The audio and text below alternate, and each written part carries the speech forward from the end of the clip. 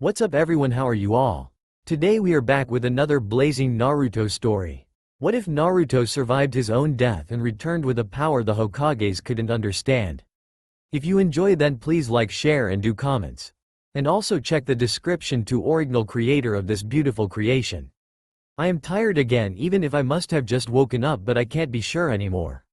It's hard to say when I am asleep and when I am awake, but I guess that it makes sense as nothing ever changes. I don't know what to even think anymore. Should I be afraid? Is that what you want now? When can I go home? My son is waiting. Silence, darkness, and endless questions that only hung in the air as they came out from a pair of dry lips. Those were the only things one forsaken soul knew in his questionable existence. His own raspy voice had been his only company for God knows how long now, and it sometimes made him doubt if it truly even was his voice. You think too much? Accept it already that you are with us now. There is no other place for you in this world anymore. A voice whispered back, and this time it wasn't his own, as it sounded hollow, like an echo from somewhere far away. I want to go home, he whispered with a louder voice this time, struggling to form the sentence now that there was something else other than just him and the darkness. This is your home. No, no, my home is there where my loved ones are and not here with you, he said, listening to how a quiet and questioning laugh disturbed the calm and never-ending silence. At last, so I am still alive. Keep laughing. I don't think that in heaven or in hell someone would laugh for me like that. He thought and took a deeper and shaky breath, making what he thought was his chest to tighten as he decided to talk again. It had been such a long time ago when he had gotten a chance like this. Kyuubi will stay there where I cursed it. What did you say? Kyuubi. It will stay there where I cursed it. It can't escape. It can't kill your families anymore. It can't make the land beneath your feet shake, he said again, but this time tried to sound as convincing as he could in his current state. No, it can't, because we have you here. Only your chakra can keep it sealed in. I would do it myself if you would just let me. Hokage-sama, we know it, you don't trust me. You are afraid that you can't make me do what you want me to do. Even if it seems that we both want the same but in different ways. The words felt like they burned his mouth as they came out. They were something that he had wanted to say for a very long time now, making his tired voice rise but only slightly. You are really strong, too strong. Then why do you keep me here? Why you don't let me go? The former Hokage asked, with his mouth now completely dry from talking so much, and looked down even if his eyes saw nothing other than darkness. Hokage-sama, I am not your Hokage. That title has been already given to another person who is stronger than me. Someone who has done great things and who knows that true strength is hidden in every person's heart. Believe me when I say this. I can't be the strongest anymore. Silence was immediately taking over once again, but it was different this time. He could feel it. The air was still, as if the world would have stopped for the time being, leaving only one man to listen to his own breathing that had become almost painful. Did they listen to me at last? Are they thinking of what they really are doing to me? You don't believe that you are the strongest anymore? The voice asked, with a hint of curiosity as well as something else. Yes. Why? Because this world is changing constantly. I don't know how long I have been here, but I have a feeling that it has been a very long time. There could even be new generations now, strong and capable new souls, and the ones who you forced me to leave behind have without a doubt become stronger while I have grown weak in this never-ending darkness. The former Hokage whispered, his voice completely calm despite his pain, hiding the feelings that he had been forced to suppress for God knows how long now. He knew that if he wouldn't have done it, his mind would have gone mad with sorrow, regret and fear. He had had no other choice than to numb himself, but now those buried feelings were rising towards the surface, a hint of hope with them. He had never truly hated his own fate. He had done what he did in order to save his village and those with their future still ahead of them. The only hate and anger that he had felt was because of his only son's destiny. I am sorry, my son. But I have not given up hope on seeing you. I am still living for your sake, and I will not give up. I want to see you so much that my heart can't take it. Yondaime. Minato, it is now time for us all to say goodbye. Before the meaning of those words could truly sink in, before he could understand that his deepest wish was now about to come true, the world of darkness he knew grew silent once again. A new day was starting in the Hidden Leaf Village, and that meant a new day of hard work. It had been nearly 2 years now since the village had been destroyed, but they started slowly building it back, and now it finally started to look a little like their old beloved village, and yet it was different. They couldn't find it in their hearts to abandon the place where they had all grown, so they decided to use the lands once more even if some were against it, saying that this was the second time the village had experienced destruction and that they now should start their new life somewhere else from these cursed lands. Naruto had been one of those who were strongly against leaving these lands, even if they now had to build their houses in the monstrous pit in the ground. It wasn't so bad though, once they got used to it, but it was hard work from day one. They had to build proper paths for the chopped woods and other equipment, so it was natural that soon the main roads had been subconsciously made like mostly rest of the town. Tsunade thought that it would be the best and didn't want to participate in the planning of the city until her judgment was needed. That way the village would find its true new form, she said. She had been incredibly happy when she had realized how many had survived after their fight with Madara was over, but the losses they had experienced were great nevertheless. It would take time until Konoha would reclaim its power and the sorrow in people's hearts would become easier to deal with, and that concerned her also. Thinking about her old friend's death still brought tears in the corners of her eyes if she let her emotions take the best of her, and she had come to accept that time was the only way to heal the wounds they were all carrying. Even so, it was now part of the past, a past that had led them to this day. The day when the last house was finished, and she smiled proudly when she looked at the owner of the two-floor house made from wood and painted yellow like the sun. "This is it, Naruto, your own house, as a thank you from all of the villagers." Her voice was kind and calm as she spoke and raised her left hand to rest on the shaking shoulders of the young man beside her. She knew that this was more than he could have wished for, but it was less than he deserved in her eyes, but she figured that it would do for now. All this time Naruto had worked probably harder than many others and helped with everything he could, yet he refused to act toward building a place for himself. When someone would point it out for him, he would just laugh and say that he had no problem living in the temporary barracks and tents, so he was in no hurry. She figured that it was partly because he seemed to enjoy living with the rest of the villagers, who had also not yet managed to get a roof over their heads. He probably found comfort for his own losses that way, and everyone let him. She still remembered how Kakashi had smiled one night over the evening fire where they cooked their meals during the first weeks, and when she asked her what he was thinking, he just pointed at Naruto, who was talking with his friends. After everything that has happened, it's good that he at least doesn't have to be alone for now. Those words from Kakashi had played over and over again in her head during this time, and now when they stood here in front of Naruto's very own first house, she found herself thinking if this was what the boy really wanted. It was clearly overwhelming for him as she could see tears rolling down his cheeks, and she couldn't blame him.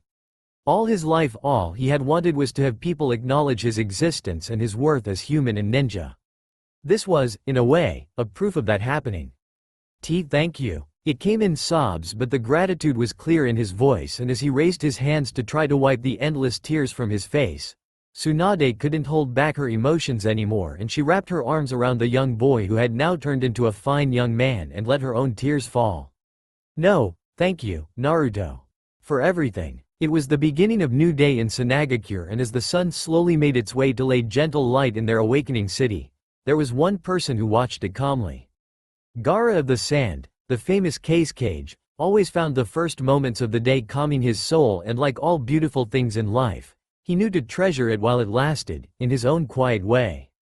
He was a ninja after all, and he knew, like all the other people in his village, that while it takes months for a new life to be born, it will only take a blink of the eyes for a life to end. It sometimes made him stop and think of his past life and all the things that he had done, just like today when he watched the orange colors of dawn dancing in the sky with a cup of tea in his hand. There were rumors that he had become soft, but he didn't see it that way. He would still fight and kill without hesitation if his people were in danger, but he also found it to be part of him to question and listen to them. He had been entrusted with the job of Hokage after all, and that meant that he was entrusted with a power much greater than what Shukaku had been able to give to him. He who had once seen all people around him as enemies was now the one who held their life and future in his hands. He turned his eyes from the sun to look at his teacup before taking a sip from it and then placing it on the desk next to him. It had gone cold a while ago anyway. A gentle knock on his door made him sigh and turn his chair around so that he would be able to greet his visitor in a proper manner, even if he thought he knew who it was this early. "Come in," he said calmly, and the door opened to reveal a very familiar blonde in a black kimono behind it with a big smile on her lips. "Morning, Gaara. Still up and early in the break of dawn, I see. Or is it that you haven't slept again? Tamari asked, and her smile disappeared almost completely, making her eyes change also. She always worried over him, even when he didn't need it, and while Gaara insisted that she would have to stop this motherly act, he secretly felt a little happy to know that she cared. It was getting hard for him to remember the time when she had started to act differently toward him, but he figured that it would have had to start at the time when his actions changed and his bloodlust started to fade. It had been a slow change, but when he had become Hokage, the walls around the siblings had started to crumble even more, especially the ones that Gaara had built around himself. While his siblings had simply been only his bearable teammates in the past, they now felt like a family to him in their own weird way. I had paperwork to do, Gaara said, and pointed out the piles of paper resting at the other end of his desk, making Tamari sigh before walking across the room to now stand right in front of his desk, never breaking the eye contact that they had. That doesn't mean that you need to skip sleep. I don't even see any source of light here that would help you to read them in middle of the night, she said, her voice a little lower and more serious than usual as her eyes now broke the contact in order to check the surroundings. I had a candle, but it burned out and I threw it out with the other trash, Gaara said, his voice still calm and collected as usual as he watched his sister reclaim their eye contact, now with a slight frown on her face. That was when Gaara noticed that his usually refreshed sister seemed to be lacking sleep as well. Tamari, has something happened? He questioned before she could voice her thoughts of his sleeping schedule, and that made the blonde blink a few times in confusion. Yes, they had become closer, but it was still really rare for Gaara to openly show any kind of concern toward his siblings, if they weren't in life-threatening danger, that is, so that took Tamari by surprise. A gentle smile reached her lips and the frown disappeared altogether. I am fine, Gaara. A friend came over last night after that messenger you sent last night and wanted to talk about her relationship problems, that's all, she said, and couldn't help but giggle a little, making her little brother feel a little confused at what was funny about that.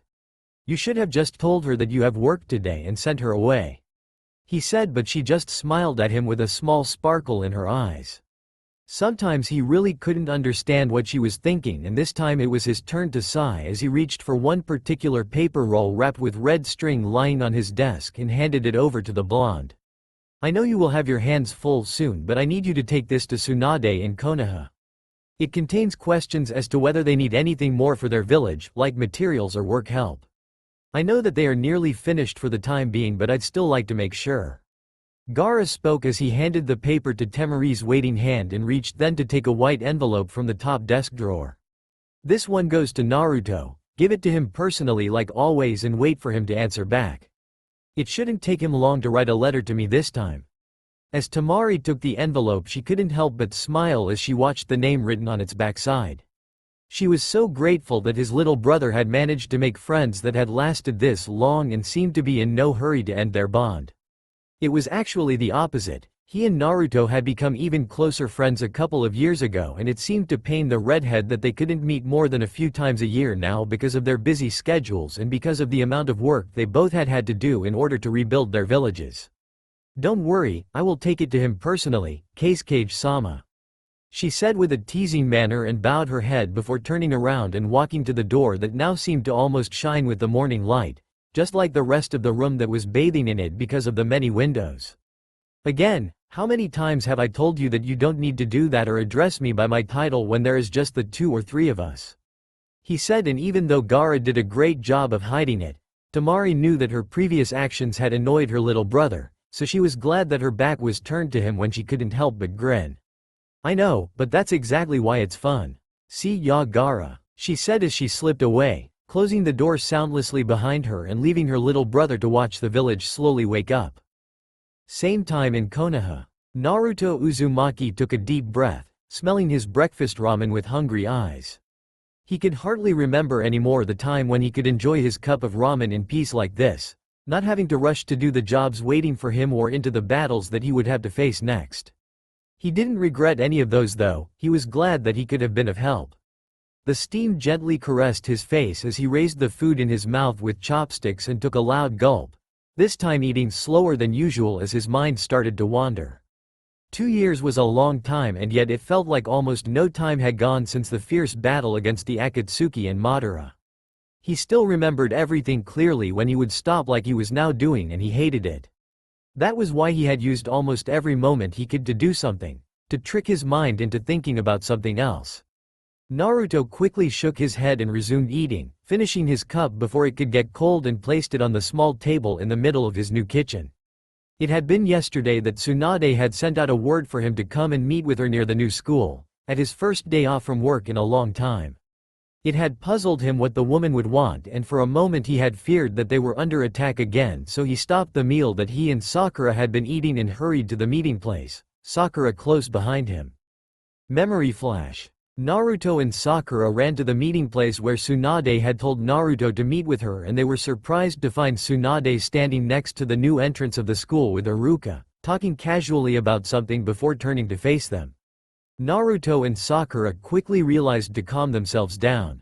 The older ninja couldn't blame them for their fears and just calmly explained that the reason Tsunade asked Naruto here was to show him something. The face of innocent confusion made both Iruka and Tsunade smile as she asked them to follow, leading them to the other side of the school. It took them no more than 20 steps when Tsunade stopped, and that only made the young blonde even more confused. When he opened his mouth to question the older woman walking in front of him, she made a gesture for Naruto to come and stand next to her. Behind Naruto's back, Iruka had put his hand on Sakura's shoulder, silently asking her to watch. "Say Naruto, what do you think of this house over there?" Tsunade suddenly asked, pointing her finger at the newly finished wooden house across the sand road that surrounded the school. There was a sakura tree sapling planted in its small front yard where a few blades of grass had made their way to the surface, and a flower pot stood next to the door that held a hand-painted name tag hanging there that made Naruto's eyes widen in shock. "Personally, I think that it's nice. It's the only one with such a color in the village, but it somehow suits it," Tsunade said as the other didn't answer back, just staring at the building that he hadn't even known was under construction here. All Naruto could do was stare at the forest green-colored door that stood out clearly from the yellow walls, lost for words but being filled with even more emotions. What is this?" the boy finally managed to ask, his voice shaking just like the hand that he raised to point at the sight in front of his quickly clouding eyes. "Was this really? This is it, Naruto, your own house as a thank you from all of the villagers." The words sunk deep in Naruto's heart, making it feel like it would soon explode. He had seen the changes, how people who used to run away from him now walked toward him with big smiles instead. He had heard the whispers of hatred turn into respect, and people actually greeted him in the streets as he walked. It still felt strange some days, but he loved every minute, every smile he got, and he finally felt like he truly belonged here. This beautiful and big house with his name hanging on the door was something he couldn't describe with words, and even if he could come up with them, his voice wouldn't let him say them out loud. Still, he needed to try. Thank you." That was all he could say now, even if it sounded so pitiful in his own ears, as he couldn't help himself from starting to sob, and that was when he felt the salty tears running down his scarred cheeks. Maybe if this wouldn't have come so suddenly and unexpected, he could have kept his cool, but everyone knows that when you fear for the worst and are instead given something significant, the heart takes over the brains. As warm and loving hands wrapped around his shaking body, he lowered his head to rest on Tsunade's shoulder, hugging her back and continuing to cry. There was no reason for him to hold back this time, and he knew it. "No, thank you, Naruto. For everything," she said so gently that he had to raise his head and look at her eyes. He knew it, she was crying also. The villagers thought that building you a house next to the school would be a symbol of you always protecting everyone.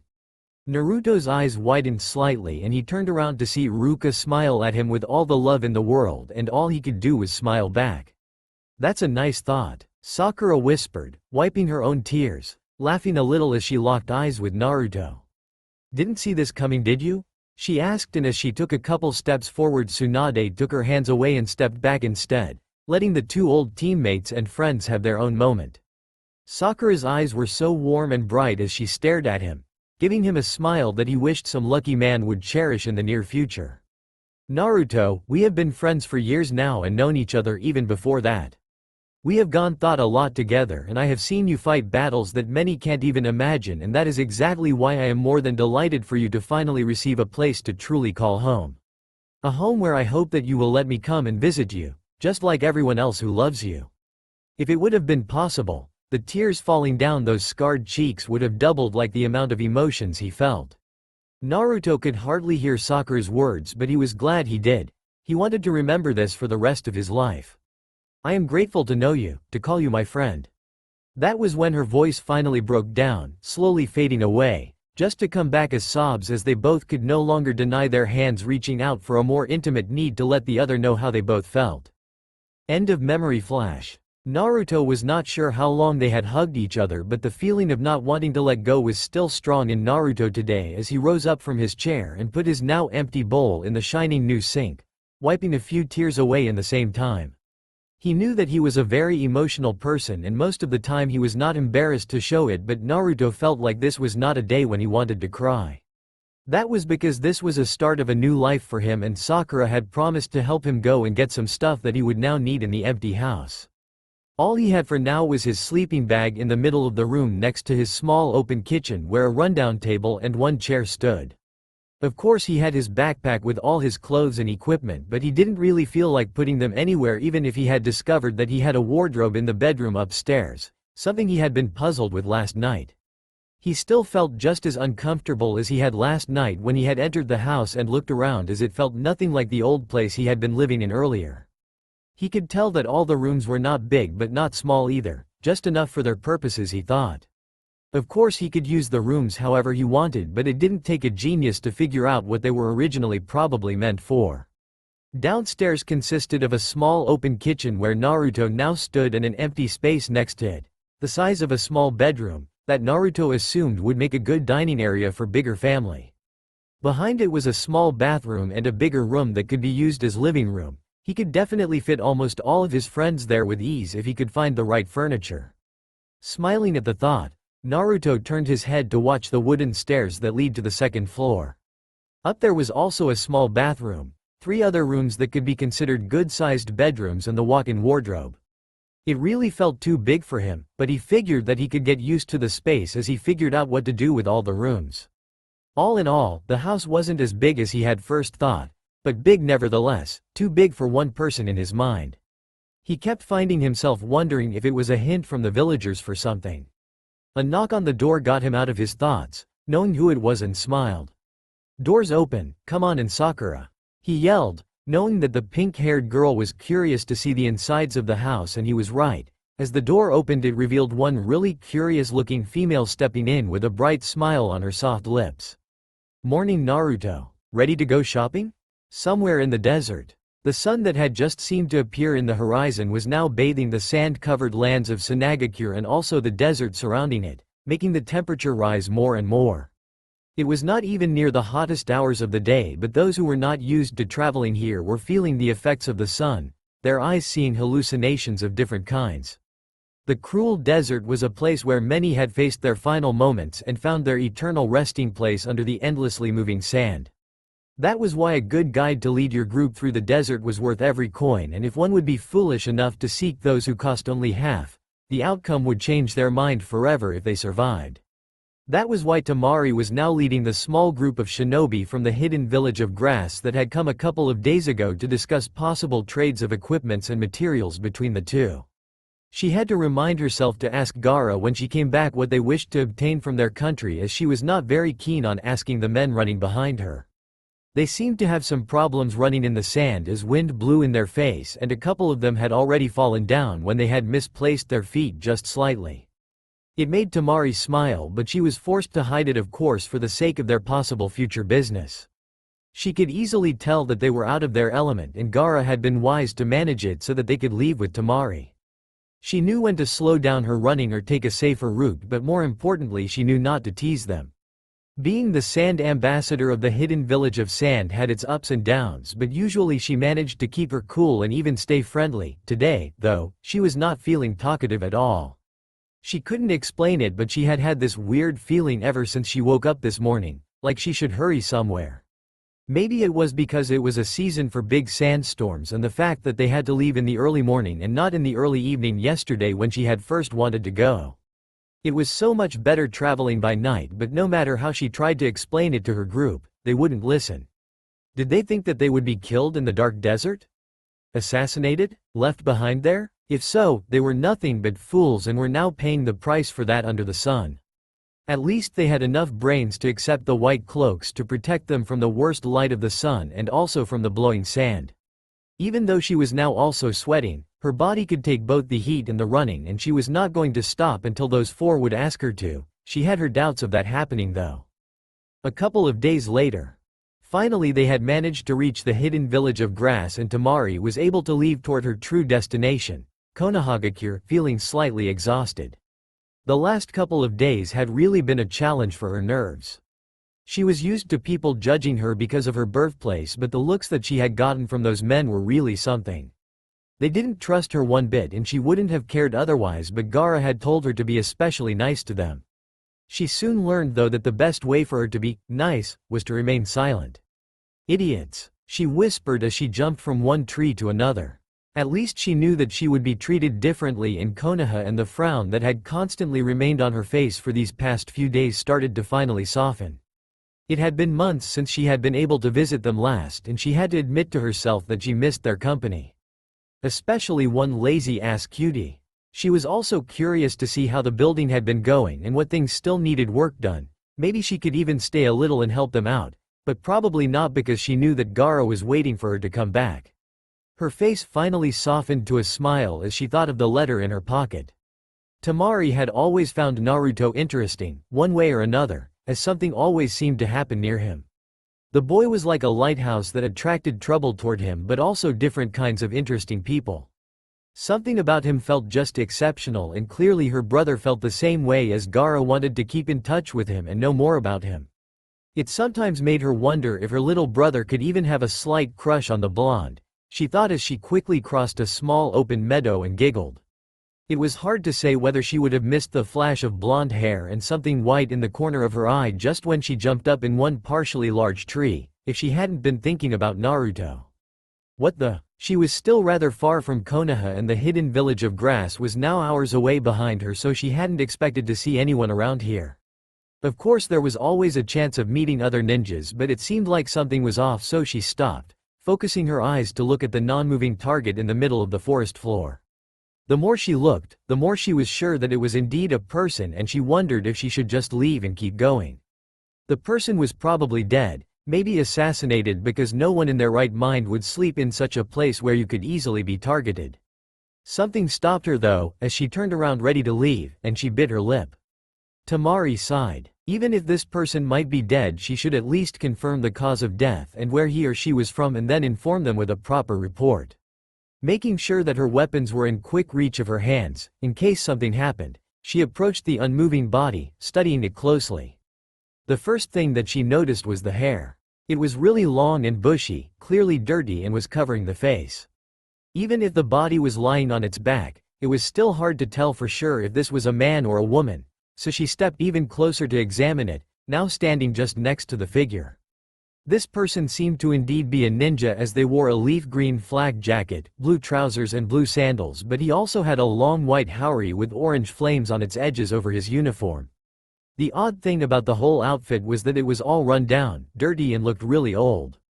The whole person looked like an old rundown doll in her eyes, and she couldn't help but lean closer. By the look of the outfit, she thought that this person belonged to Konoha, and that made her nervous.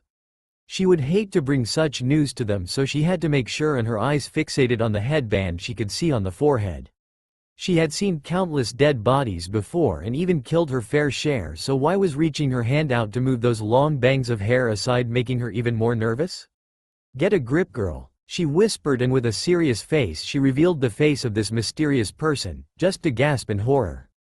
It was indeed a person from Konoha, but that was not the main reason for her shock.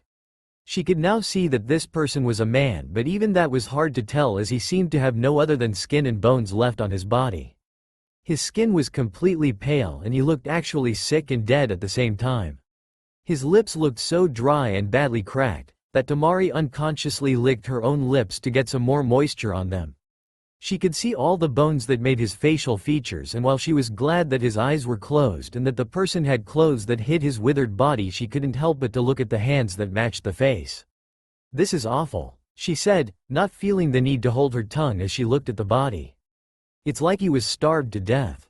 She had seen a lot in her days, but never could she remember seeing something like this, and she couldn't help but wonder what had happened to this man and who he was, as he somehow looked like an important person. It was strange. That was when Tamari suddenly realized something that made the hair on her neck stand up and her whole body tense up. Usually a forest like this was lively, birds singing and animals moving around, but right now she couldn't hear a thing. There was no visible life around her or even a small wind moving the branches in order to make a sound. There seemed to be nothing else here than her and this dead person in front of her, but as she turned around to look at the body one last time, she saw something that made her skin turn white and cold, her heart skipping a beat at the same time. The eyes of the body that she had confirmed dead were now open and blindly looking in front of them toward the treetops and the light blue sky. This had to be some kind of illusion. This man couldn't possibly be alive. She didn't see the body even breathe, let alone that it could hold enough power to keep the internal organs functioning. Is someone there? The soft and hoarse voice caught her off guard and made her eyes widen with horror and her legs give up under her as she screamed. She had to be dreaming, that was it. It had already started getting late, so maybe she had made a temporary camp because she hadn't had proper sleep in days and was now having a very weird dream. Where am I? This time the man's voice was quieter, like it was fading away, and it snapped Tamari out of her shock, giving her back the strength of her legs. You are near Konoha. That is where you are from, right? Tamari asked, looking down into the cloudy blue eyes that she realized couldn't see her anymore.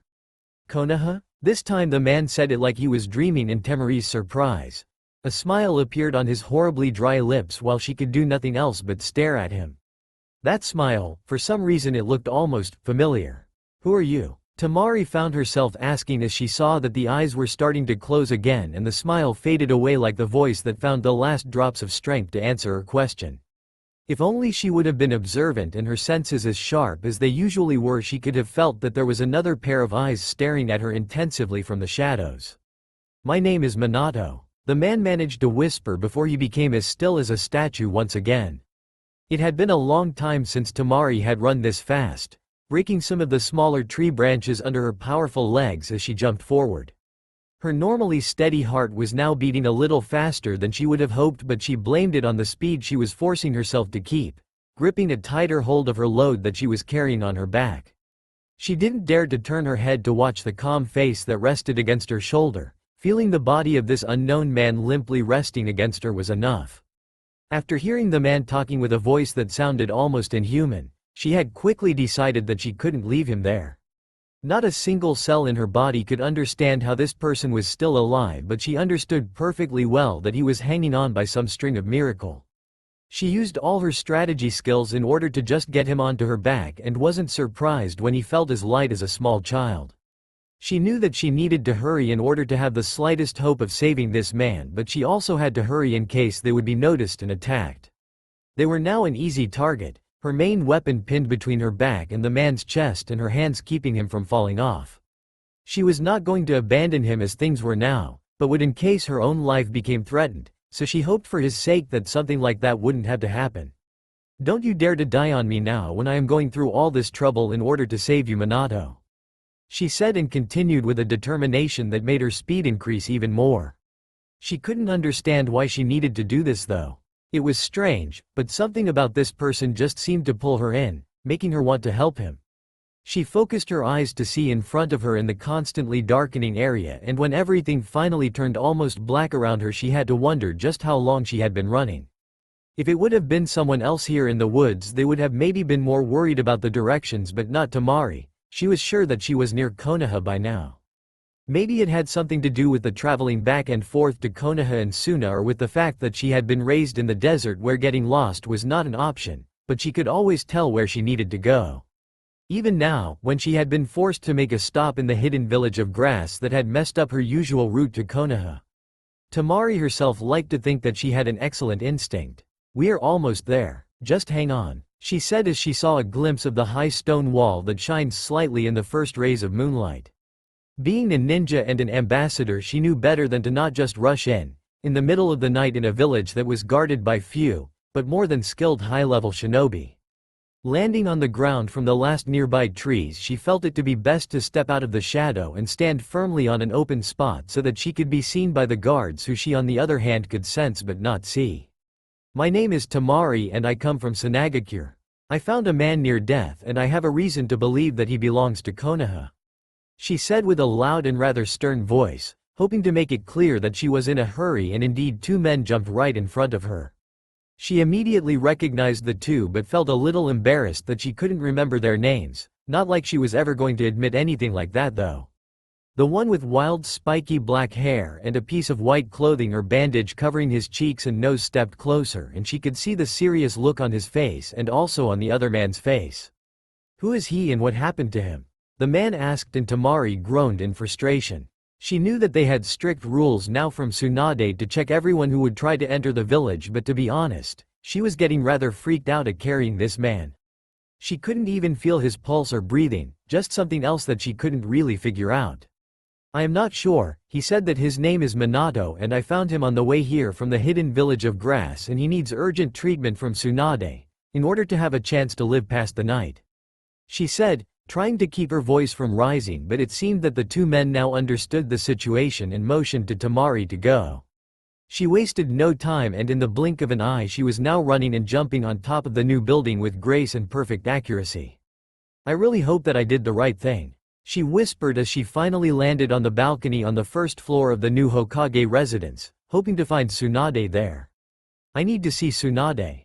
This person is dying, Tamari said with the calmest voice she could as a kunai was pressed on the side of her neck at the second her feet touched the building, knowing fully well that one wrong move would end it all without any questions asked. She also didn't need to see the person behind her to know that he or she had a white mask with red paint on it. The gentle touch of the kunai was more than enough to let her know she was dealing with one of the Hokage's own personal ninjas, the Anbu. There was a small moment of silence as both of them remained still until the kunai was removed and the window opened to let Tamari in. A couple of moments later. Never in her life had Shizune seen Tsunade like this. They had been having a nice evening at the office, drinking some sake and relaxing after a rather hard day filled with meetings and paperwork, when one of their subordinates had come and knocked on the door. When she had let the man in and asked what was so important that he had to interrupt them, Tsunade had merely raised an eyebrow when he had told them that Tamari from Sanakagure had arrived and brought an injured person with her and was urgently requesting the Hokage's presence. Putting her glass down and leaving the room, Tsunade seemed rather curious about what was going on, but Shizune noticed the look of worry in her eyes as well. It didn't take them long to find Tamari outside an operation room that had been Tsunade's idea to build in, so that she could deal with her patients and have all her equipment and books close as well. Tamari, nice to see you again, Tsunade said with a kind smile, and the tired-looking smaller woman smiled back and bowed her head slightly. It didn't go unnoticed by the two medical ninjas that she seemed to be in need of good food and rest.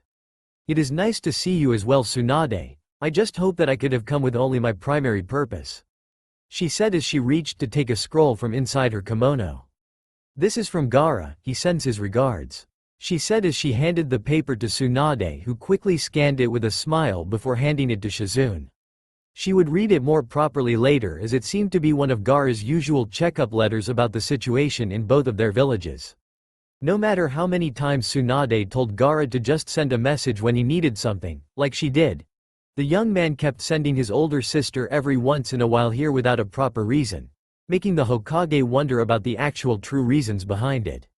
I appreciate all the help and concern your brother has given to us, and I hope that we can someday return the favor, and we will discuss the matter later on, but for now. I heard that you found someone on your way here? Tsunade said, and her face turned rather serious as she stared at the smaller blonde, whose expression also changed. Yes, I have never seen anything like this before, and I must say that finding out that he was still alive was shocking. He is like a living dead, Tamari said while slowly shaking her head, and the last sentence was almost a whisper, making both of the older women narrow their eyes in confusion. What do you mean exactly? Tsunade asked, but this time before Tamari could answer there was a voice calling the Hokage's name, and they all stepped into the room where 4 of her medical team members were hurrying to do various tasks while 2 others were studying the patient that was lying on the operation table. The atmosphere in the room quickly told the head of the village that something was off, more than usual.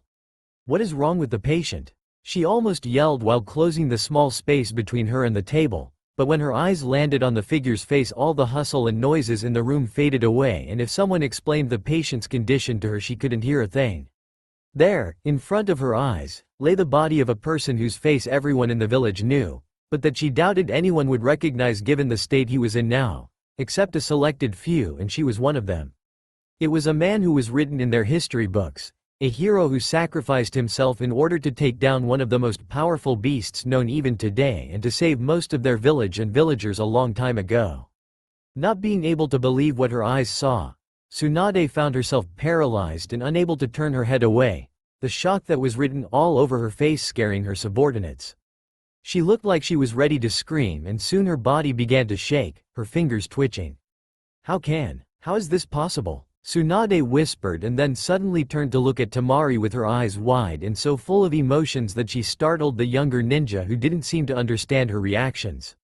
She couldn't blame her thought, this man was supposed to have been dead for almost 2 decades.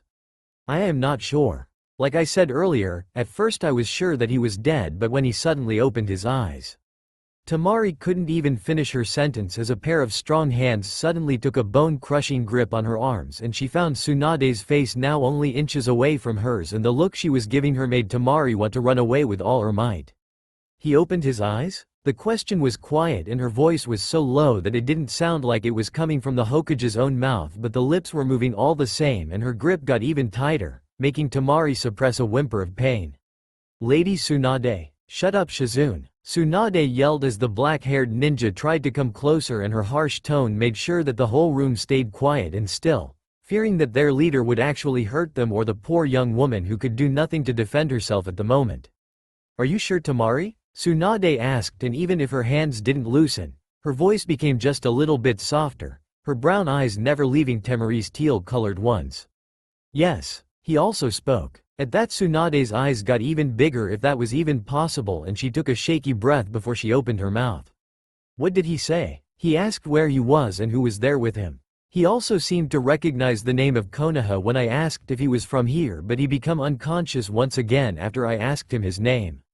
Temari explained in the calmest way she could manage in this situation. She could feel the taller woman now starting to shake again and hear Tsunade breath heavily as she tried to contain her racing mind in her emotions that became painfully clear for Temari when she was sure her arms would soon split into 2. Only when she yelped out loud did the Hokage finally release her grip, making the smaller ninja quickly step back into the arms of Shizune. It seemed first that Tsunade was not even aware of what she had just done, but when it sunk in she bit her lip so hard that it almost started to bleed and raised one of her still trembling hand to cover half of her face. I am so sorry, Temari. There was no way that Temari could answer back with comfort, but she wanted answers now and she was going to demand them right there and then as her own emotions started to rise into the surface. What exactly is going on? Who is this man? Do you know him somehow? Even if Temari knew that Tsunade could just dismiss her with one simple gesture, she also knew that her assault against her was something more than just a trivial matter. She was going to demand some answers, even if it would mean blackmailing one of the legendary Sanins. After a moment of silence, it seemed that Tsunade understood her intent and let out a long and almost painful sigh. Then she turned her back to Temari and slowly walked next to the operation table where the man that was covered with mysteries lay just as motionless as when Temari had first found him. If they could have seen the warmth that took place in Tsunade's eyes, the confusions in their hearts would have diminished a little. Do I know him, you ask? The answer is yes, and so do you too, even if you don't realize it. Tsunade said with a gentle voice as she reached her hand to touch that sickly pale face that had once held a much healthier shade on it with one of the most wonderful smiles she knew. You said that he told you his name? I take it that he didn't say his full name? Tsunade continued and turned her head just slightly to see Temari look at her and nod. She could only smile in return and turned her eyes back to the man. This person here is the reason that Konoha even exists today. She told her, and instead of finding a peace of mind from the answer, it only added more fuel to the fire for Temari.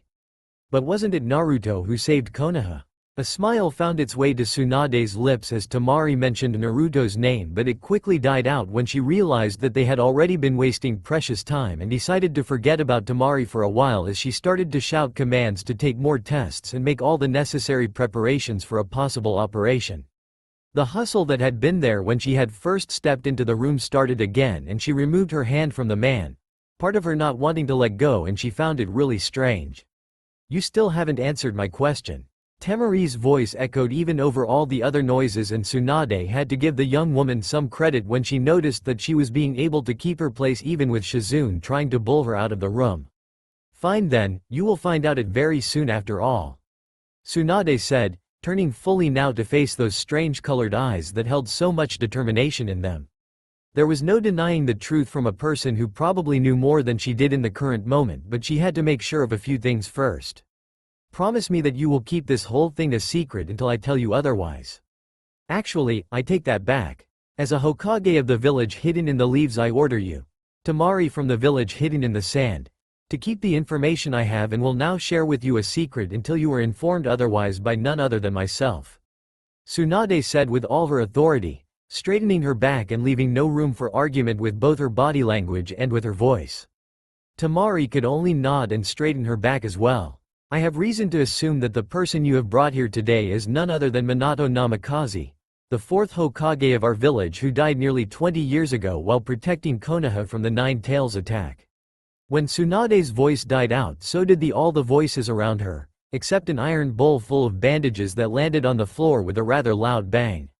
She paid no mind to the shocked looks all around her and just calmly retrieved her white medical coat that was hanging on the wall. Just when she was about to put it on, she suddenly stopped, realizing something rather important. "Shizune, have someone send a message for Kakashi to meet me at my office tomorrow morning."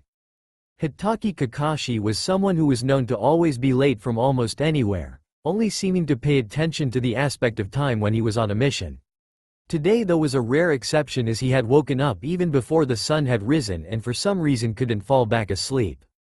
He faintly remembered having a weird dream but couldn't remember what it was all about, so after laying on his bed for an hour he finally got up and boiled himself a cup of tea. "I guess I have nothing to eat here," he wondered out loud as he tried to at least find a piece of bread but had no such luck today either. Being a high-leveled jonin with lot of missions made it better to only buy things that wouldn't rot in his cabinet while he was away for days, weeks or even months, but days like this made Kakashi wish that he had something eatable. He would have to visit the local store for some supplies later, unless the reason why Tsunade wanted to see him was to send him on some mission again, like last time. It seemed like lately all he did was take one mission after another outside the village. He hadn't even seen Naruto or Sakura for weeks now. Deciding to go out to find some breakfast, he put on his usual outfit and made sure his face and eye were covered like always before he left. Just when the first rays of sunshine started to appear, Kakashi walked the quiet streets, finding himself remembering what the village used to look like a few years ago. The buildings were now bigger and taller, but they were still built with the same style as the previous ones, and the silver-haired shinobi was glad for it. Some of the new buildings were painted with different colors like light blue or pale brown, some even using red to make their house stand out, but the one that always seemed to catch everyone's eyes was the bright yellow one next to the school. He had been surprised when he had first heard the rumors about everyone wanting to give Naruto such a present, and when they turned out to be true, he had made sure to participate in the making to show his support. It had been troublesome to keep the boy away from the area for so long and to also find ways to deceive his curious nature when he seemed to suspect something. Even if it was a very nice thing to do, Kakashi still had his doubts about the fact that Naruto would like being alone in such a big house. He still remembered the look on Sasuke's face when he had secretly checked up on him in his family house from time to time. A true home was not something that could be obtained with a lot of space or earthly materials, and loneliness was something that could only be eased with the company of the ones you love. The mere thought of that made the copy ninja lower his eyes to the ground, his chest tightening as he kept walking.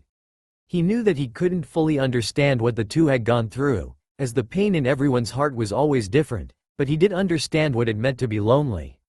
Even now, after all this time, he still greatly missed all those he had lost, and he believed that he never could fully stop the pain in his own heart or the blame that he holds for himself. "Maybe I should visit Naruto before I leave for another mission," he whispered as he walked past the Ichiraku ramen shop that Naruto still adored and visited regularly, and he smiled at the fact that the old man had wanted to build an exact copy of his old place. It was a miracle that Naruto could stay as healthy as he was while eating so much snacks and takeout food. The blonde didn't even seem to consider eating something with nutrients and vitamins on it rather than fat. Being a ninja meant that one should take care of both his body and mind after all. Not that Ichiraku's ramen wasn't delicious though, and Kakashi wondered how many times he had taken Naruto there just as an excuse for his own craving. Noticing now that the amount of light around the village was starting to increase considerably, he started to walk a little faster and soon found his feet entering the Hokage's residence. He raised his hand as a greeting for those who were already working around the place and slowly walked over to Tsunade's office door, knocking on it a few times. Usually there would be an immediate answer, but this time nothing could be heard from the room and Kakashi frowned. There was no mistake of the fact that he had been summoned here, so he simply wondered if he had come too early. It was not something that Tsunade would expect him to do after all. "I guess I can wait," he murmured and leaned against the wall, taking out one of his beloved books. He usually always liked reading them, but as minutes passed by and when the clock on the wall showed him that an hour had passed and then two, he finally closed the book and started to make his way back to the first floor where the reception desk was. "Hello Kakashi, can I help you with something?" The middle-aged woman currently behind it asked when she saw him coming toward her, and Kakashi smiled behind his mask. "You see, I was asked by Tsunade to come and meet with her today, but I can't seem to find her anywhere," he said sheepishly as he put his other hand to his hair to ruffle it up a little. Not that it wasn't messed up already. Acting innocent just always seemed to work.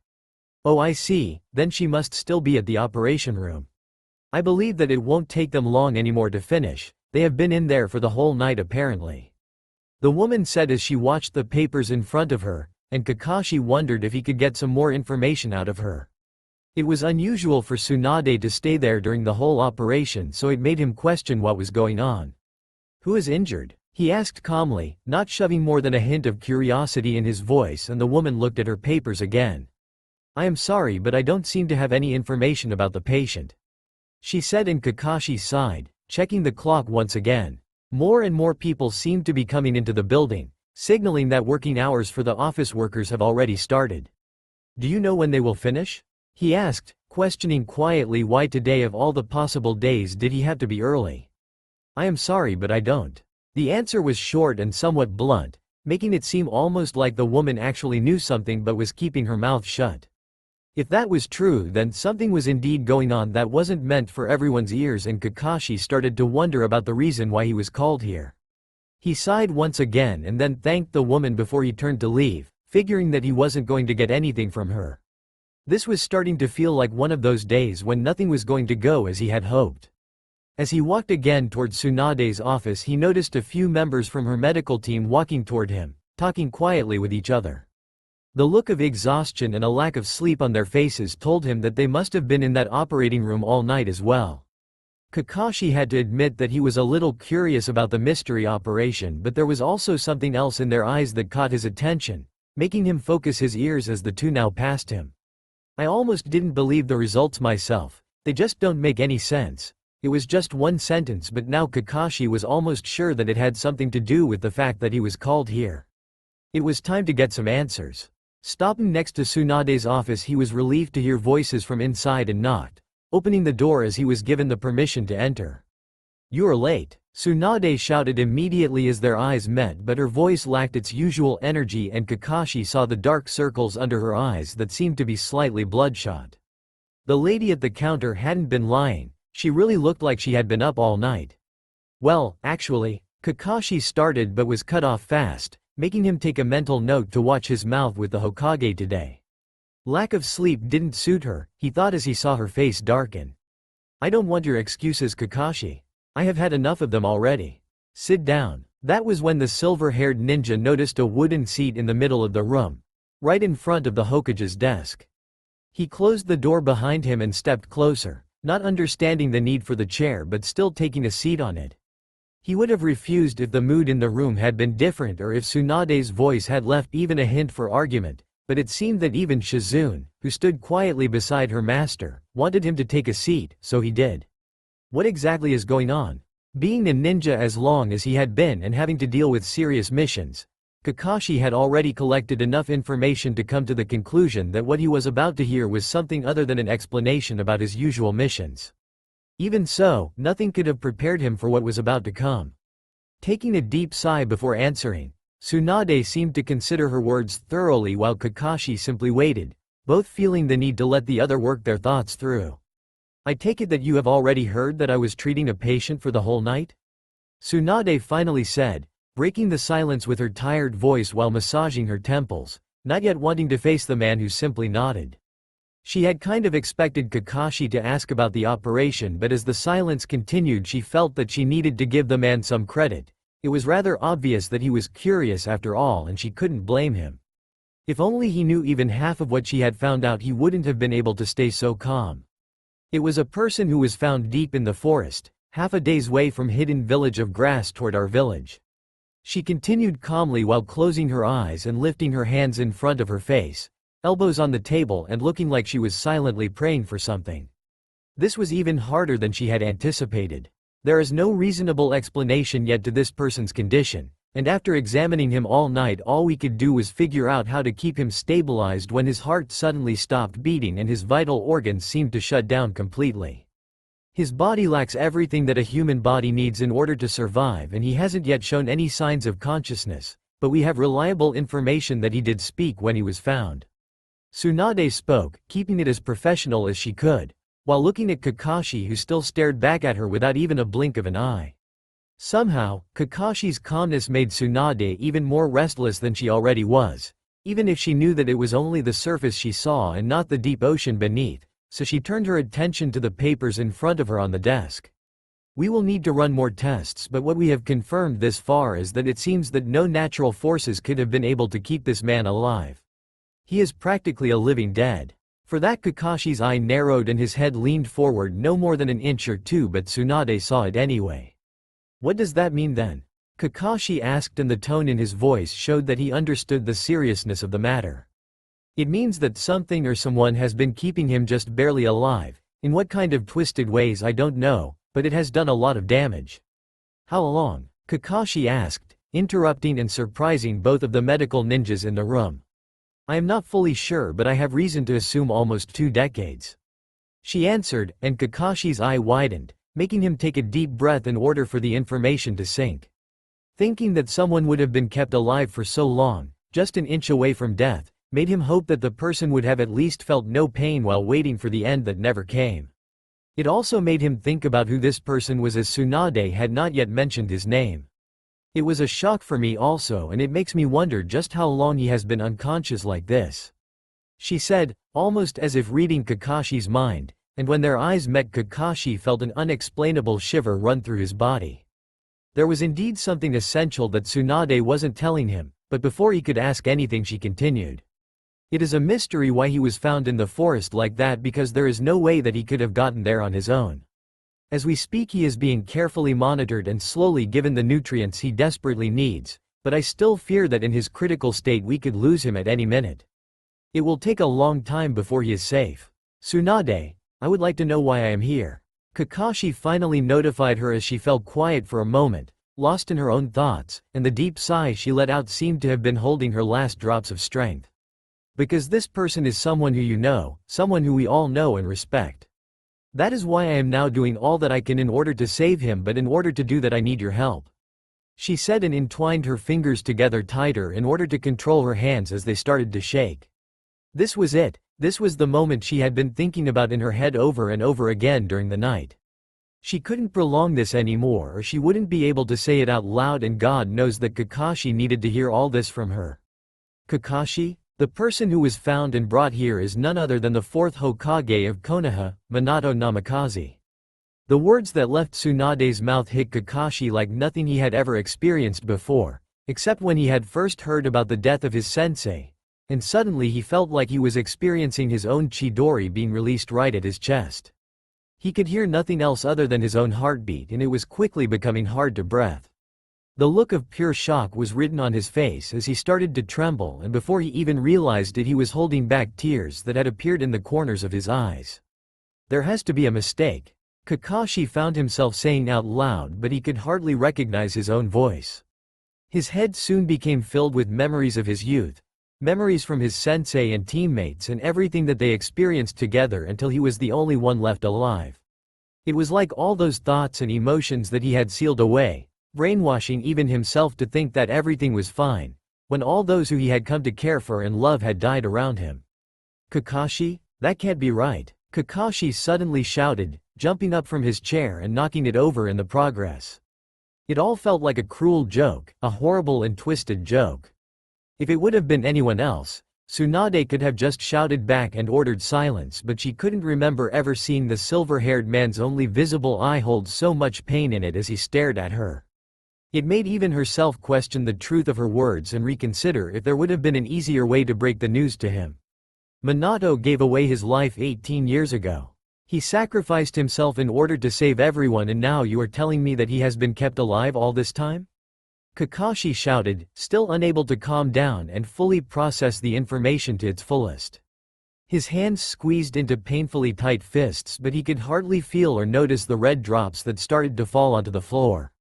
Kakashi! Tsunade finally shouted as she realized that others might have heard Kakashi's outburst, and she feared for the consequences if the information reached wrong ears. Fortunately, her authority was still carved in the man's brains and spinal cords as he seemed to come to a halt and to be able to control himself once more. For a short moment Tsunade let her head fall into her hands and closed her eyes as she wondered about all the other things that her examinations had found out about Minato's condition. She also found herself remembering the way that they had been able to save the man from his more than expected death and counting out the possibilities of how long she would be able to keep that a secret from Kakashi when they would soon have to proceed with her plans. You have every right to be shocked, but do understand that there is a reason why I told you everything that I did. Like I said, I need your help. Tsunade said with all the seriousness that she could manage to gather at the moment, and it seemed to hit the right spot as Kakashi straightened his back, looking at her with a strong determination. What do I need to do? The sound of steps echoed in the hallways of the Hokage's residence, each and every person carrying out their own task or a mission, while passing both familiar and unfamiliar faces.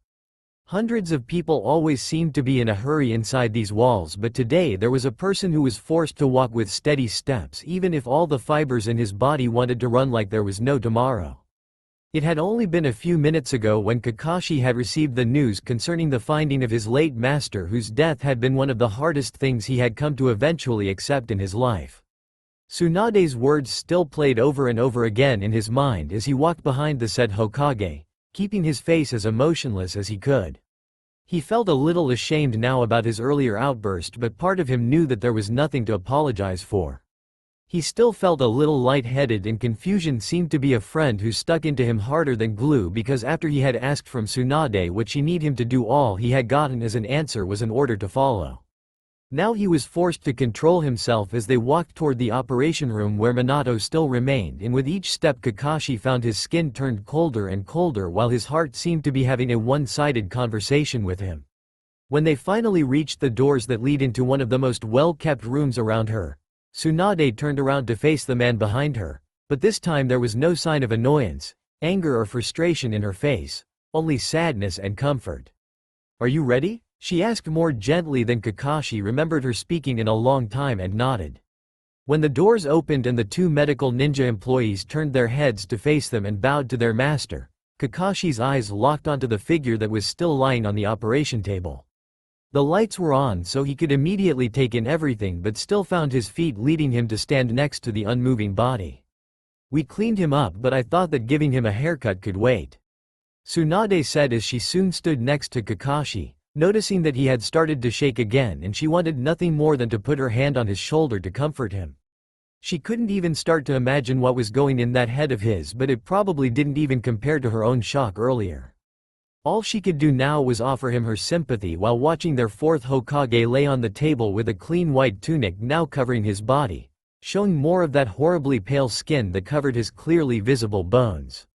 The room felt so cold and so silent, the only sounds coming from the heart monitor that was making the steady noises it was supposed to, and Kakashi was almost sure that he heard the sound of the drop falling in the IV drip. Somehow it calmed him down though, and as he stared at his old sensei's drained and pale face, his mind slowly started to go blank. Now that Kakashi could see him with his own eyes, he felt tired and powerless, like he had suddenly aged many years, and was glad that Tsunade let him have his moment before she spoke again. "I am sorry, Kakashi, that I have to put you through all of this, but you are probably the only one who can help me and your sensei right now. I need you to use your Sharingan." At the mention of his eye, Kakashi's head jumped up and the silent question could be heard without a word said out loud. A Sharingan grants you the ability to see much more than my tests can reveal because so far they have only been giving us very confusing information. I need you to see what is exactly going on inside that body of his. Tsunade said, having full confidence that he could do it no matter what the circumstances were. She would never be such a fool as to doubt Kakashi's skills when it came to fulfilling his missions, no matter what. He had never let her down and she knew that this was not going to be the first time he did. I will do my best. Kakashi replied and took a deep breath, calming his senses and his mind. He let Tsunade order her team to back up and when he finally felt his heart beating steadily again, Kakashi removed his forehead protector from his left eye, focusing his chakra in his eyes. What he saw was highly confusing and his mind drifted back to the comment he had heard from the two medical ninjas from Tsunade's team before he got to meet the woman herself. I almost didn't believe the results myself, they just don't make any sense. He couldn't agree more. While, outside it had seemed that Minato was nothing more than a withering corpse, his Sharingan now showed him that there was a slow and steady chakra flow running through his system, even if there was not much of it. At least that was what it looked like at first glance, but as Kakashi focused his eyes more, he soon found himself breathless. The chakra that was running in his master's body was not Minato's own, or if it somehow was it had merged with something else and created a new kind of chakra that he had never seen.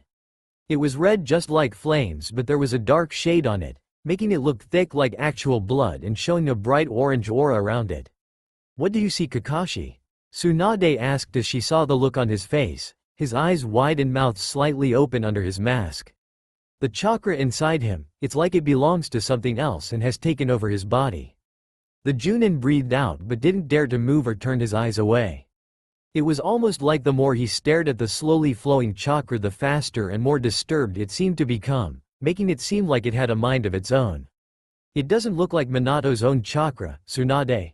The color is not right and now it's starting to change, Kakashi said and suddenly realized that his voice came out only as a whisper. The air in the room also had started to change as it now felt heavier, just like his arms and slowly the rest of his body. It was almost like something was sucking all his energy out from him, making his eyes grow wide as he tried to take a step back but found his body paralyzed to its spot. This was why all the medical team members had looked so exhausted, including Tsunade herself. Somehow this strange chakra that had taken over Minato's body was eating away all the energy around him, stealing chakra from others in order to survive.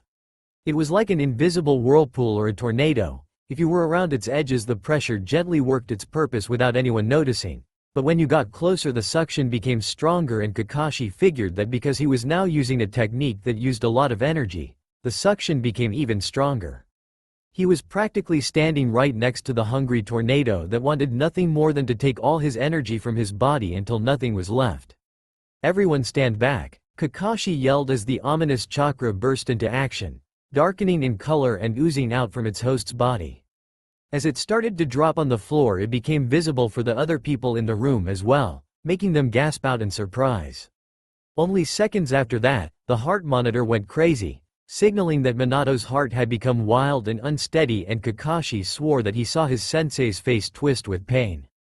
Kakashi, Tsunade yelled, her voice ordering him to stop whatever he was doing or they would lose the very person they were trying to save but Kakashi couldn't do anything. He couldn't close his eyes no matter how much he wanted nor could he turn away. All he could do was to stare at the chakra that was both oozing out from Minato's body but also radiating out like flames. The movement of those flames was much slower than natural ones though, and they were growing faster also, but instead of swallowing Kakashi right away, the flames reached out toward the ceiling, turning it black as they finally touched it. Only after that did they start to expand into other directions as well, hovering over him and reaching out to touch him. He could feel fear reaching out for him as well and his instincts seemed to take over, forcing his only currently working ability to activate into its advanced form in order to fight this new enemy.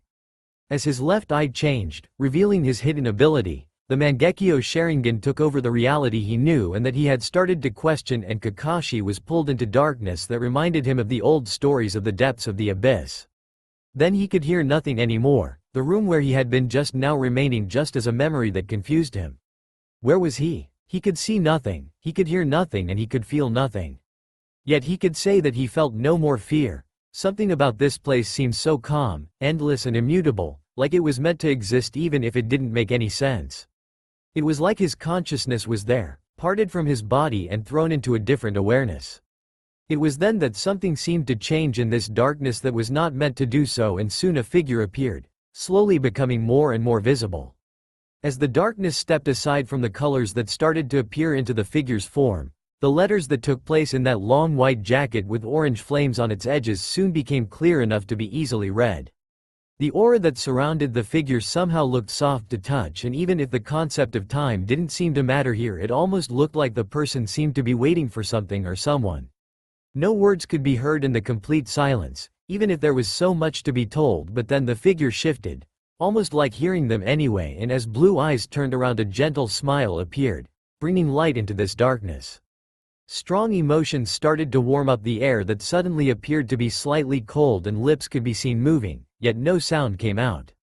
As the figure raised his hand toward the one who was watching, the darkness started to fade away and light poured in, bringing blurry images with it.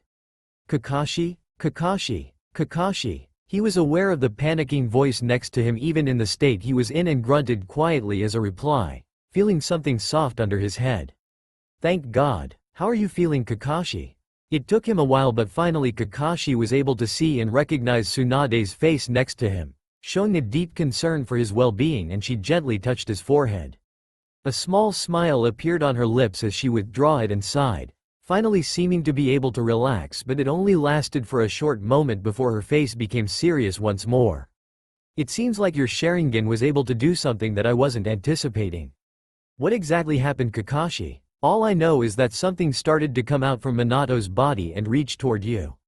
It looked like his chakra had been liquefied, but before I could take a sample it retreated, and when I walked next to you I only had time to see a Mangekyo Sharingan being activated in your eye before you collapsed. Tsunade said as she looked at Kakashi and patiently waited for him to address her words. He was really pale, part of his silver hair sticking to his face because of sweat, and she could see that he was completely drained of all his energy as he had not yet moved. Only his half-open eyes told her that he was conscious and listening, so she figured that whatever had happened had taken not just her by surprise, but also the experienced Junin. The whole thing that had happened lasted no more than a minute, but the consequences were even more serious than a week-long S-class missions which the man took regularly. Tsunade was now sure that whatever it was that had happened to the fourth Hokage was a secret that wouldn't be easy to solve. Unless Kakashi had seen something, like a piece of information that could prove her hypothesis wrong. I saw him, Kakashi whispered, making everyone in the room focus on him more than they already were. One of the medical ninjas brought a cup of water for him, but he just shook his head, not feeling like he could even hold the glass right now. Saw who, Kakashi? Tsunade asked, keeping her voice low like she feared that there would be unwanted ears somewhere in the room, and the intense look in her eyes left Kakashi once again no room for argument. Minato. He seemed to know I was there, and I could feel he tried to say something. I saw his lips move. He quietly answered back, making the air in the room turn thick and full of tension as all eyes were tied on him. Tsunade knew fully well that Kakashi, like most of the ninjas around, would be able to read the words from lips alone, and her heart seemed to miss one of its beats when he spoke again. He said that everything would be alright, he wouldn't let Kyuubi hurt anyone anymore. Kakashi said and raised his hand to his face as he felt something wet roll down his left cheek, but when he brought his hand in front of his eyes he saw trails of blood on his fingers instead of tears. He said he was proud of me and Naruto. It was no more than a tiny whisper, but the emotions that were there in his voice melted Tsunade's heart, and as a single drop of pure salt water fell on the floor from Kakashi's right eye, she let her own tears fall also. A brief moment before Kakashi was pulled into dreamless sleep, his memory found a picture of Minato sitting next to him in a wooden park bench, smiling like an idiot and telling the younger ninja that his sensei was going to be a father soon. The sounds of hard wind and raindrops had taken over the cheerful sound of birds and the laughter of children playing outside. The cold moisture was unavoidable for those who did not have a roof over their head, and the coldness in the air just made everything worse. It was a hard reminder of the fact that the warm summer would soon be over, and days just like this would take over until even colder times would come. The weather had darkened the air around Konoha, making the usually lively streets almost empty. Little rain didn't usually bother the villagers, but it had already been raining for 3 days, and today the weather was even worse, It was hardly noticeable that it was supposed to be the brightest time of the day since the heavy clouds let only little light through. It was rather depressing, and being alone in a big house didn't help to chase this feeling away from the mind of a certain blonde. "I wish I could get a mission or something," Naruto whispered, watching how the small window of his kitchen formed a barrier between the comfortable warmth of his new home and the untamed nature that roamed outside. The wind blowing so hard that it was also probably cutting some branches by now. Iruka had warned him not to go outside today, and he wasn't exactly tempted to either, but he was bored out of his mind. When it had first started to rain, it was only a few clouds and occasional showers of rain, but the next day the clouds doubled and so did the amount of water pouring down. By the end of the third day the wind had started to blow and the streets turned into mud. Water had never been his favorite element, but as Naruto turned his eyes to stare at the hot teacup in his hand, he wondered if he should go and see if the old man would keep his shop open. He was hungry anyway and could use the company. He could already smell the delicious aromas, so different from his usual microwave ramen, and after taking one last sip from his tea he left his new dark wooden kitchen table behind him in order to get better clothes. He was not going to go out wearing his white pajama pants with green frogs printed all over, and he doubted that his white t-shirt would be warm enough. It took Naruto no more than a couple of minutes to go upstairs and find his favorite outfit to put on. He just couldn't help it that he still loved the now worn down black and orange jacket and pants, even if they didn't fit him as well as they used to anymore. Last week when he had gone out to buy some things for his new house, Sakura had pointed out that he really needed some new clothes. The comment had actually made him think about his appearance. It had been a while since he had cut his hair, so now it looked even wilder and messier than usual, but it was only natural since he had grown a little taller too. Not much, but every inch counted for him. He had always been the scrawny one, so he had been pleased to notice how his constant work at the construction site had given him more muscles than he had realized. That and the fact that he still did his daily sit-ups and push-ups among other things. A ninja's work was hard, but in a different way, and while working on the building he and his friends had come up with new ways to train themselves, so the difference was noticeable. It had been fun too, something that they all did together. A smile found its way on Naruto's lips as he walked downstairs, searching for his yellow and black striped umbrella. He really should invite everyone to his place, now that he had a place big enough. He really didn't have the money to buy many things to offer, since most of the money he had been able to save up went to getting few things in the house, but luckily Sakura understood his situation. After buying a new bed, new planked bed sheets and a few simple black and light brown carpets, Naruto was forced to slow things down since his pink-haired friend had gotten a little too excited for the shopping. She really couldn't argue when he showed her his now empty wallet, so they used the rest of the day then for just checking things out and planning before heading to eat. To say that Naruto was surprised on the following days would have been major misunderstanding, since he had been woken up early and almost gotten run over by Choji and his father, who carried a dark brown sofa inside without even acknowledging him being there. Once they put it down in the biggest room, Choji finally turned to the stunned blonde and told him that the sofa was old but would work until he got a better one, and all Naruto could really do was thank him and say that he would buy him lunch later. He couldn't help but to wonder if one pink-haired girl had said something to the food-loving men who left almost as suddenly as they came. The rest of the day had been pretty similar, and soon came Kiba and Akamaru, carrying a red armchair and a basket full of cookies. Why the cookies were made with meat Naruto had no idea, but the armchair soon found its place in the living room, next to the sofa. The way that Kiba whistled when he looked around made Naruto grin and decide to offer them something to drink. He liked the way that his house seemed to become a little more alive with his visitors.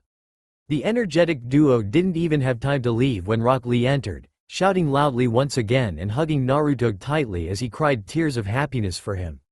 Honestly, compared to Rock Lee, Naruto felt like he and Kiba were just a couple of shy schoolboys trying to protect their lunch money from the bullies. After all these years, the fuzzy brow never stopped to amaze him, and Naruto could only smile nervously as the other kept speaking about his happiness for him. Then Naruto noticed that Lee had brought something with him, something big and thin, and what turned out for his horror to be a painting of Rock Lee and Guy posing in front of a sunset in nothing but white towels on their hips. He didn't even dare to ask why the man had something like this, or even more, who was the brave painter who had been forced to capture their youth. "It's my treasure, but I want you to have it, Naruto-kun. It's the best reminder of youth and strength one can have. Rock Lee shouted as he hugged his blonde friend whose left eye was twitching as he stared at the painting, and before Naruto could find his voice again he realized that everyone had left already, leaving him alone with the painting that was half the size of the real people it represented. Now the painting was hidden in his upstairs for the time being, but he knew he had to put it somewhere or he would hurt his friend's feelings.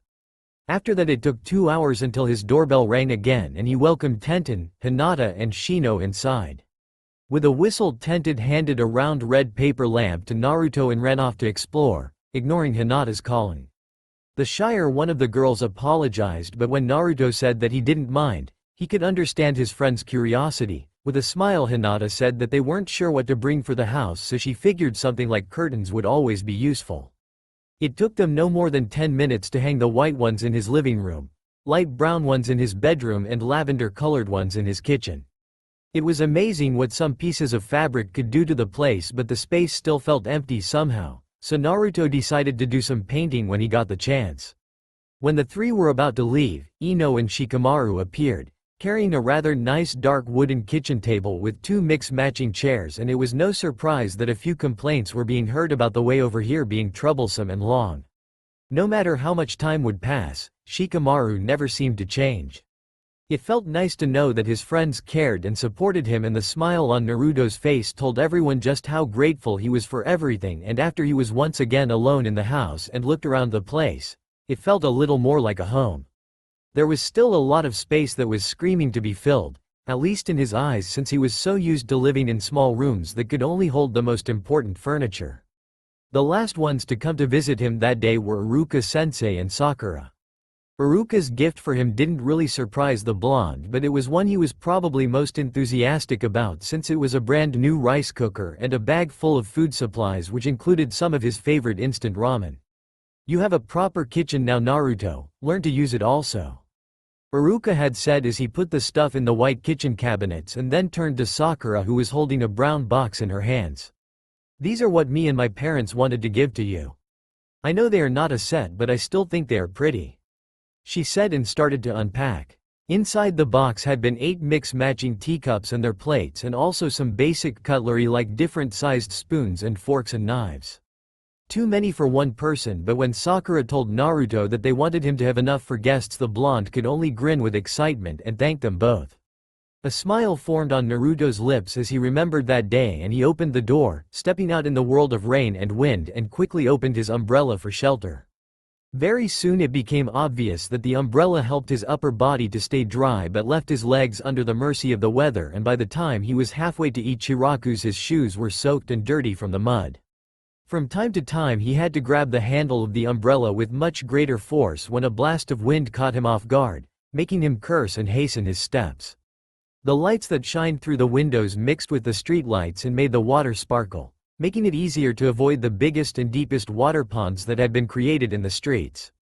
Even if it was chilly outside, a trained ninja could sense warmth radiating from the houses where most of the people took this opportunity to spend time with their loved ones.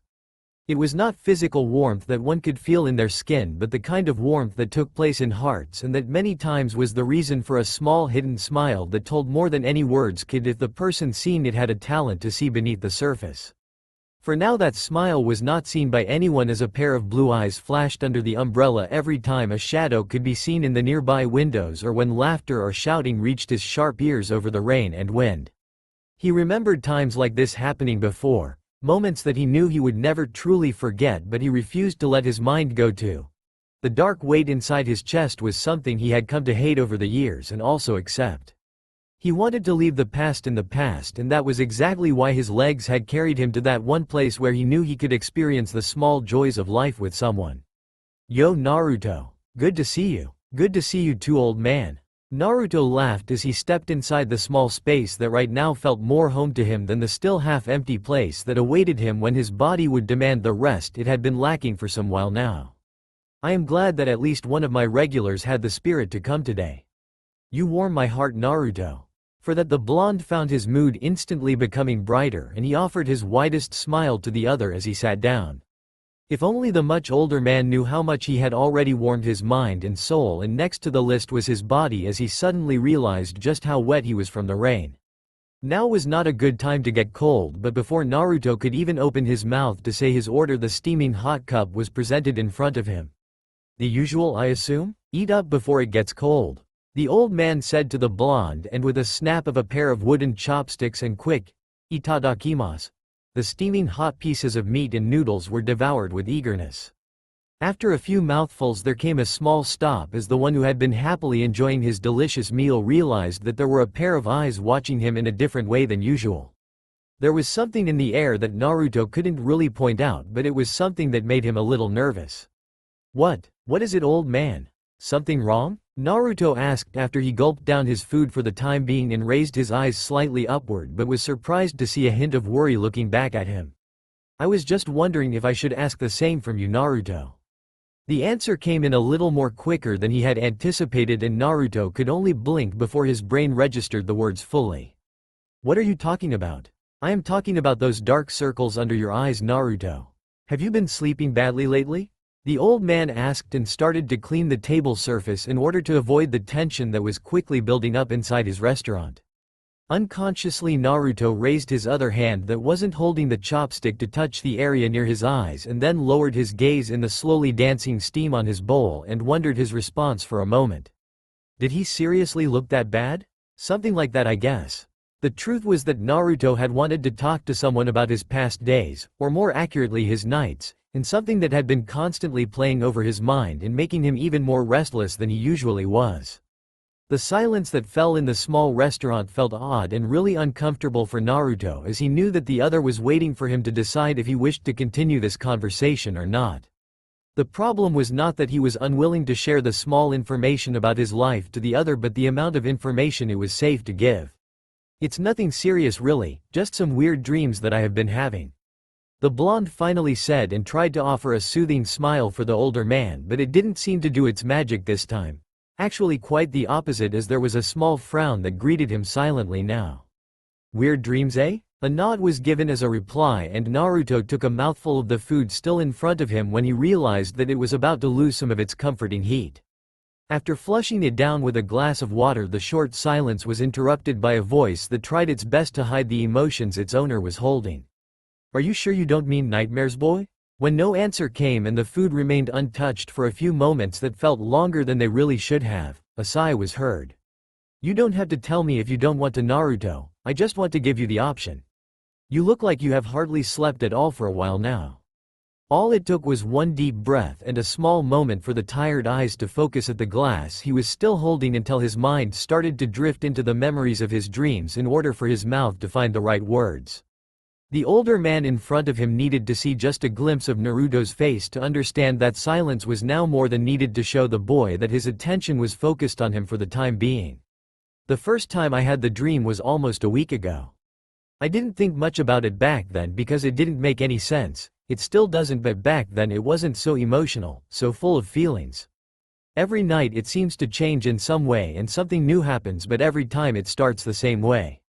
As Naruto spoke, he decided to put the glass he had been holding back down on the table and took a quick glance at the one he was currently having a one-sided conversation with, and when he saw no signs that the other wished to interrupt his speaking, the younger male continued. It's dark, nighttime, and I hear talking and laughing all around me, but I don't hear what they are exactly saying. I don't see my surroundings very clearly, but I know I am in some kind of big village and there are people walking all around me. I can see the dark figures and the lines of the houses and some really tall buildings that look nothing like the ones I have seen before. From the angle of the buildings and houses I know that they are built on a hill and there is a river on the bottom of it, and on the other side of it is a smaller hill where the houses and buildings continue to exist. It's hard to say just how big the whole place is, but I think it's bigger than our village. The lights that are hanging from the sides of the houses look like the whole place is being illuminated by thousands of fireflies. It's kinda beautiful, Naruto said and smiled for a moment before it died away just the way it had appeared. But then the serenity is all gone in a blink of the eye, and before I know it the laughing is replaced with screams and sounds of explosions. There are big flashes of lights everywhere and there is pure terror in those screams. People are dying. The despair is so painful that it's hard to breathe. The screams and explosions are so loud that every time I am sure I will soon turn deaf. Then without warning everything turns black and quiet until the black is mixed with dark red flames and a loud screeching sound that reminds me of the painful cry of some kind of big bird. The voice gets louder and louder and also clearer all the way until it finally cracks and disappears. It makes my chest hurt every time. What do you think it means? The question made Naruto pull out from his memories and seek eye contact, just to blink twice and tilt his head an inch or two to the side as he wondered if there was something he was missing. What do you mean, old man? What I mean is that sometimes dreams hide a secret meaning in them. They are made from the depths of our mind, subconsciously I mean. The older man said as he took a washcloth and started to clean some of the glasses he had waiting behind the counter. Over the years Naruto had noticed that it was a way for the other man to think better and still stay focused on his customers. The thought of his dreams being the creation of his own mind was not a new thing itself, but it was something that Naruto hadn't really considered. If that was the case, then it made even less sense. As he was about to open his mouth, a sound that they hadn't heard for all summer made its way to Naruto's ears, and he turned around to watch the entrance of the small restaurant, but the curtains covered the flashes of light that he knew were now roaming in the sky. It seems like the lighting finally started. They said it would travel over our city today. The older man said as he also tried to see the light but then returned to his task at cleaning everything up. Suddenly Naruto remembered the reason why Iruka had suggested to him to stay home today. At that moment Naruto really wished that the brown-haired teacher would have been here to listen to him, and maybe he could have even told the rest of his dreams to him in private. Tell him the real reason he was losing the proper sleep he needed. If his dreams were supposed to mean something, then why didn't he see the signs he himself could understand? The dreams had become a puzzle that he didn't seem to be able to put together. He could sense that something vital was missing. Those thoughts of his were interrupted and forgotten when a loud crash of lightning was heard with the monstrous thunder that followed that seemed to have the power to shake the building. That was a big one. I hope it didn't hit anything. Yeah, Naruto whispered, suddenly feeling the air change. It became heavier, making his senses sharpen up, and for a moment Naruto wondered if someone was about to attack him. He let his blue eyes scan the surroundings, looking for anything unusual, but when he saw nothing he let his shoulders sink just a little. He hadn't even noticed when he had become stiff and ready to launch himself off the wooden chair he was sitting in. By the way, old man, where is Ayame? Naruto asked, trying his best to sound normal, and he let his eyes soften and lose the sharp edge they had shown just a few seconds ago. The feeling was still there, like someone was watching him. But if there really was someone, he or she had hidden himself or herself completely. He would have to play a little time and then leave. He didn't want to alarm or worry the old man if he was simply imagining things in his tired state. Oh, she stayed home today. Poor thing caught a cold yesterday when she went shopping. You have to take good care of yourself too, Naruto, and change your dry clothes when you get home. I don't want to answer to Iruka about you getting sick when visiting here. The old man said, and Naruto knew that he meant his still uncomfortable wet pants and shoes. The food had helped to ease the chills, but over the years Naruto had also learned not to play with the little things. The weather was not warm anymore. All he could give the other man was a heartwarming grin and the money for the food before he decided that it was his chance to leave. Thanks for the food, old man, it was delicious like always. He said as cheerfully as he could, but those who knew him could hear a twist there that was meant to give a sign that something was off. A goodbye was said, but as the blonde stepped outside into the rain, a pair of serious eyes looked the bowl that was left behind and the remains of the dinner. Naruto never left a single noodle after him, unless something was seriously wrong. I hope you are safe. The old man whispered as he took the bowl and glass, washing them and listening as the rain fell heavily and mixed with the sound of thunder. It took no more than a few seconds when another loud bang was heard, similar to the ones in Naruto's dreams and still very different, but this time instead of screams and shouts, the lights dying out everywhere was the only outcome that seemed to take place. Wait a little, Naruto, I will try to find a candle. It seems that this time it took out the main power source. For one short moment as Naruto stood outside of his favorite restaurant, under his umbrella, and looked at the flashes of lights in the dark sky, he found himself remembering the electric blue color of the technique known as 1000 birds, the Chidori, and the people he knew that could use it. I wonder if Kakashi has a mission somewhere. He whispered as he started to slowly walk toward his home. He had been right, the feeling only grew stronger once he had set his foot outside. Now out in the open, it felt like thousands of small bugs were crawling on his skin, exploring him as if he would soon turn into a hot bowl of ramen himself. It made him faintly touch the handle of one of his kunai inside his pocket. When the feeling sent no signs of going away as he walked, counting the steps he had taken and waiting for something to happen, he stopped worrying about the small ponds of mud, stepping into each one of them without hesitation, and this way hoping to signal to the one whose eyes never seemed to leave his back that he knew he was being followed. It was no secret that Naruto had been in many battles, on the contrary, and over the years he and every one of his friends had become used to the fact that their lives could end at any minute, no matter where they were. It was good to always keep that thought in mind, and for a ninja there were a few sentences that they had heard more in their lifetime than many others, and one of them was, "Never let your guard down." There was another splash as Naruto stepped into one of the more deeper puddles in the street, not showing his irritation on his face, but if one would have seen his eyes they would have known immediately. He was starting to get really annoyed. He was actually on the verge of stopping in his tracks and shouting out for his follower to finally come forward when the air around him suddenly changed. It was like the weight that had been put to hang on his shoulders was suddenly lifted, and the rain that had felt cold earlier now felt almost warm. It was like the ominous intent that he had felt at Ichiraku Ramen had disappeared. No, it was more like it was replaced by something completely different. Naruto knew that he was alone in the dark street, so why was he feeling like something warm was trying to desperately reach him? As he turned around, wanting to finally find out if someone was truly following him or not, he had just enough time to see a monstrous lighting hit straight into the Hokage mansion from above. It sent such a powerful light that it hurt his eyes, but he couldn't bring himself to close them.